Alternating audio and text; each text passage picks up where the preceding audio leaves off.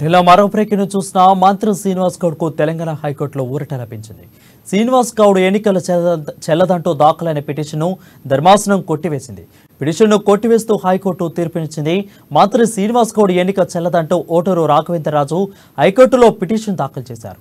2019 ఎన్నికల్లో affidavit tampering చేశారని, ఎమ్మెల్యేగా అనర్హుడు అంటూ పిటిషన్లో పేర్కొన్నారు. విచారణలో భాగంగా గతంలో అడ్వకేట్ కమిషన్ హైకోర్టు నిర్మించగా అడ్వకేట్ కమిషన్ ముందు మంత్రి శ్రీనివాస్ గౌడ్ నేరుగా విచారణకు హాజరయ్యారు. అనంతరం అడ్వకేట్ కమిషన్ నివేదికను హైకోర్టు సమర్పించింది.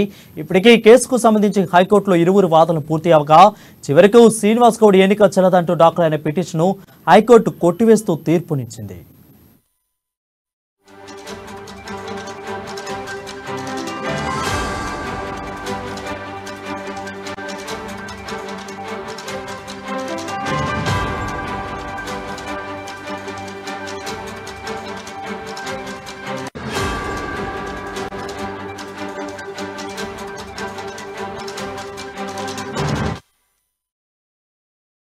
న్యూస్ చూసిన మంత్రి శ్రీనివాస్ గౌడ్కు తెలంగాణ హైకోర్టులో ఊరట లభించింది.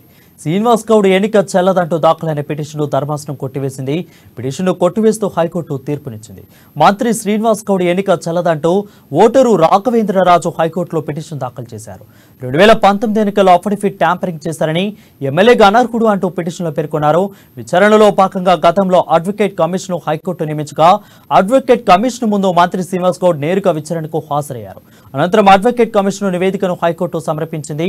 ఇప్పటికే ఈ కేసుకు సంబంధించి హైకోర్టులో ఇరువురు వాదనలు మేడగా చివరకు శ్రీనివాస్ గౌడ్ ఎన్నిక చెల్లదంటూ దాఖలైన పిటిషన్ను హైకోర్టు కొట్టివేస్తూ తీర్పునిచ్చింది.